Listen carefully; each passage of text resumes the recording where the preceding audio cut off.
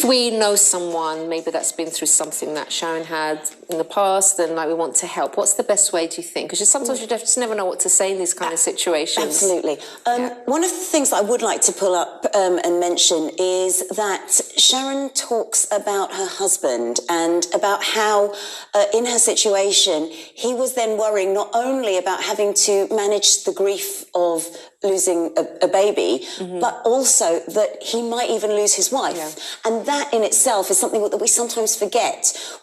As we're going through the process of loss, we might sometimes become a bit insular with it. And we may not think, oh my goodness, actually my husband, my spouse might be also thinking, not only am I dealing with that, but I'm really worried about you as well. Or you might also be really worried about other siblings, other children, and other people who are affected by it. So the first thing to remember is loss is not necessarily just you isolated on your own. And that's not just for you to remember, but for friends, family, everyone to think about that. Also, men and women, and actually everyone in general, we all deal with it in different ways. Men and women, it's a little bit more pronounced sometimes, in that sometimes men prefer to do things to take their minds off what they're going through.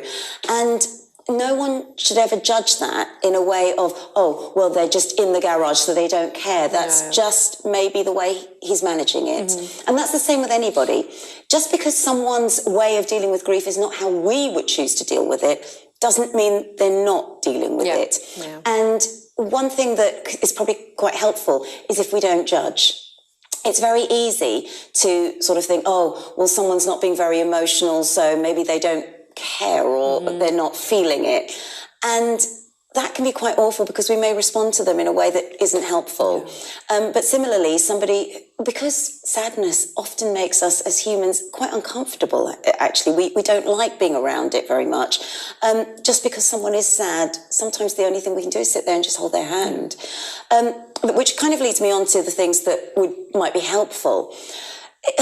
It's partly to remember that platitudes are not the most helpful things. And a lot of the time, oh, so-and-so had a good life, or, oh, they're in a better place. Or I know they're meant well, and no one means to say anything to bring on more hurt.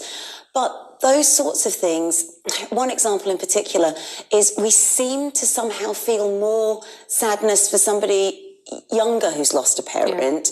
But when someone's been your parent for sort of 40, 50, 60 years even, then surely that connection is something that we need to remember as well. So just because something seems sadder, it doesn't mean someone else isn't feeling it if their experience is different. So rather than give a platitude, even just say, I don't know what to say, or I'm sad for your loss, or my thoughts are with you, whatever it might be. If you are going to offer practical help, that can be sometimes very welcomed. So it might be, look, I'll cook dinner tonight and you and your husband can just sit and... Rather than saying, what can I do for you? Exactly. Don't make people choose at a time of grief, because their thoughts are absolutely all over the place, and choosing is another decision they have to make. And I know a lot of the time we want to help people and empower them and allow them to make those decisions, but sometimes those decisions mean nothing compared to what they're actually struggling with. So practical help, sometimes saying to somebody, look, I'll take you out, even just to maybe take their mind off things. But then if they change their mind and just want to sit at home with them. That can be just as powerful. And things which you might find strange or silly, helping someone get their nails done, or just feeling a little bit better in themselves, that can make a huge difference too. But the main thing is to remember that not everyone deals with things in the same way, so don't judge anybody. And when we help, practical help is one of the most important things that we can offer. I agree. Audrey, thank you so much, my love. Pleasure. We'll see you again next week. Yes, thank you.